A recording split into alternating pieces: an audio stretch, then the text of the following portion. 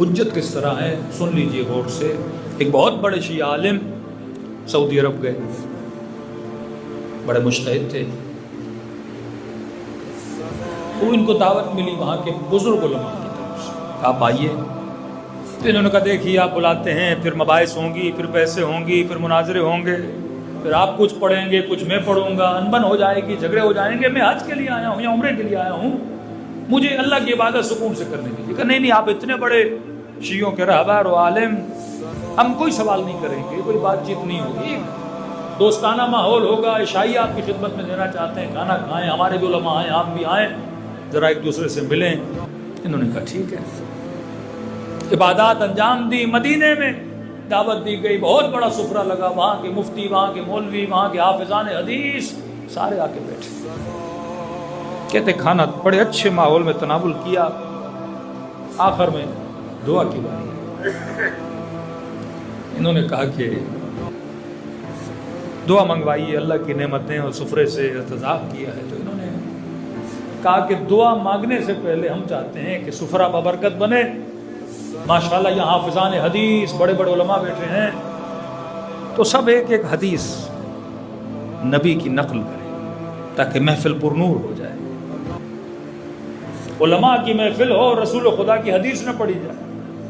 انہوں نے کہا کوئی بات نہیں، آپ میں سے جو بھی پڑھنا چاہتے ہیں پڑھیں، ہم بھی ایک حدیث سنا دیں گے.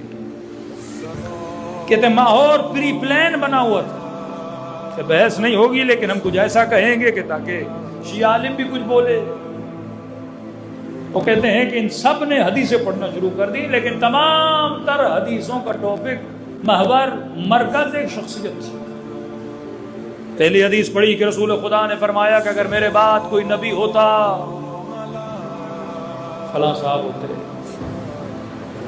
دوسرے نے حدیث پڑھی کہ جناب ان کے آنے سے شیطان بھاگ جاتا تھا. تیسرے نے حدیث پڑھی وہ ایسے آتے تھے تو شیاطین شرما جاتے تھے. کہ ایک حدیث، دو حدیثیں، تین حدیثیں پڑھتے گئے، مزے لیتے گئے، کبھی میری طرف دیکھیں. کہتے سب نے جب حدیثیں پڑھی تو اب مجھے کہا کہ آپ بھی تو ایک حدیث پڑھ لیجیے.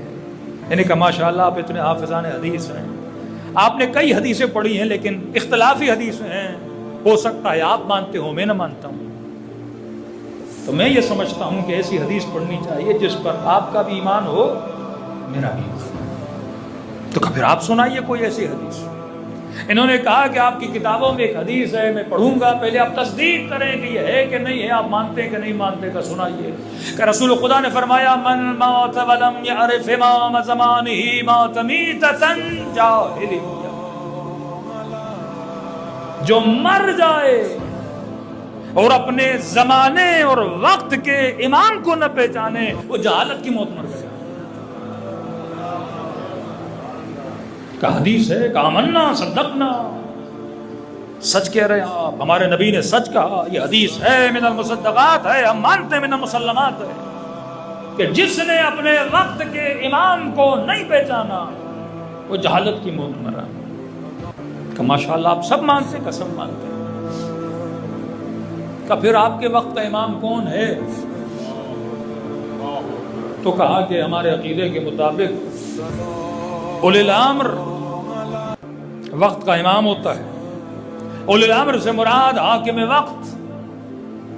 اس وقت جو آل سعود کے بادشاہ ہیں وہ ہمارے امام ہیں.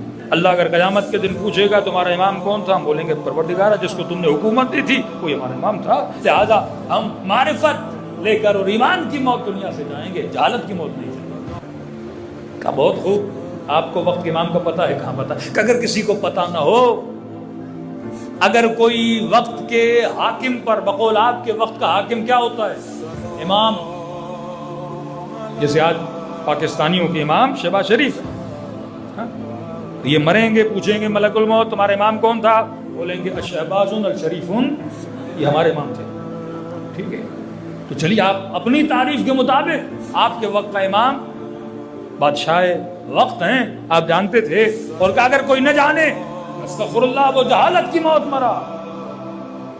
ٹھیک ہے، حدیث مسلم تعریف آپ کی کہ وقت کا امام حاکم وقت، اور جو اسے نہ مانے وہ جہالت کی موت مرا. کہ یہ بتائیے نبی کے بعد وقت کا امام کون؟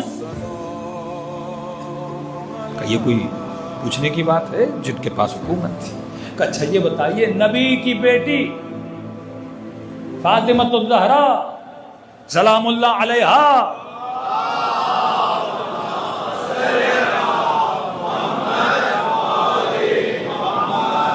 وہ اپنے بابا کے بعد کچھ عرصہ زندہ رہی، اور جب تک زندہ رہی تو وقت کے امام کو پہچاننا ضروری، معرفت کر رکھنا ضروری۔ بس مجھے اتنا بتائیے ان کے وقت کا امام کون تھا؟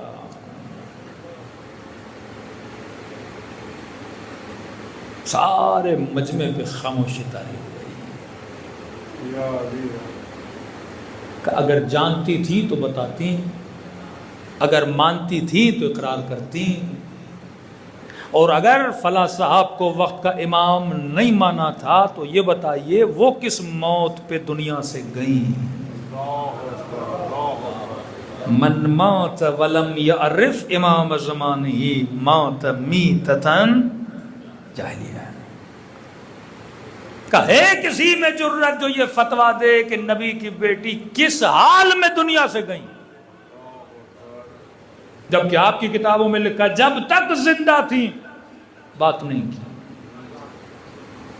بعض میں اتنا تک ہے سلام کا جواب نہیں دیا، یہاں تک ہے کہ جنابین ملنے گئے اور گھر سے باہر نکلے تو بچے کی طرح رو رہے تھے، کسی نے پوچھا کیوں رو رہے ہو؟ کہ نبی کی بیٹی مجھ سے راضی نہیں ہو رہی اور میں رو رہا ہوں کہ قیامت کے دن رسول کو کیا کہوں گا، میں ان کی ناراضگی دور نہیں کر پا رہا۔ یہ تو من المسلمات ہے کہ آپ بتائیے وقت کا امام کون تھا، یا ہم سے پوچھئے وقت کا امام کون تھا۔ اگر آپ یہ بولیں گے وقت کے امام کو نہیں پہچانا تو الیاذ باللہ ثم الیاذ باللہ نبی کی بیٹی کے لیے کیا کہیں گے؟ تو کہنا تو پڑے گا کہ کسی نہ کسی پہ ایمان تو لاتی تھی، تو کہا یا اس پہ ایمان نہیں لاتی تھی جس پہ آپ ایمان لائے ہو، یا اس پہ ایمان لاتی تھی جس پہ ہم شیعہ ایمان لاتے ہیں۔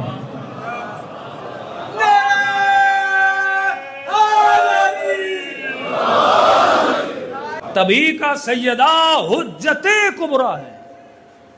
اس منبر سے، سوشل میڈیا سے، کسی کلپ سے کوئی مسلمان یہ سن لے کہ نبی کی بیٹی گئیں، خالی ہاتھ واپس آئیں، اور بڑے دربار میں ان کو جھٹلایا جائے کہ جو ہم جانتے ہیں وہ آپ نہیں جانتی، جو آپ دلیلیں دے رہے ہیں وہ صحیح نہیں ہے، جو ہم نے سنا ہے وہ آپ کو نہیں پتا، تو یہ حجت تمام ہو جاتی، اتمام حجت اسے بولتے۔ اب معجزے کی ضرورت نہیں کہ جناب سیدہ سورج کو پلٹائیں، یا ستارہ ان کے دروازے پہ آ کے سجدہ کرے، یا مثلا جبرائیل آ کے جھولا جھلائیں، یہ حجت نہیں ہے بندہ خدا۔ اس حجت کو پروو کیسے کرو گے؟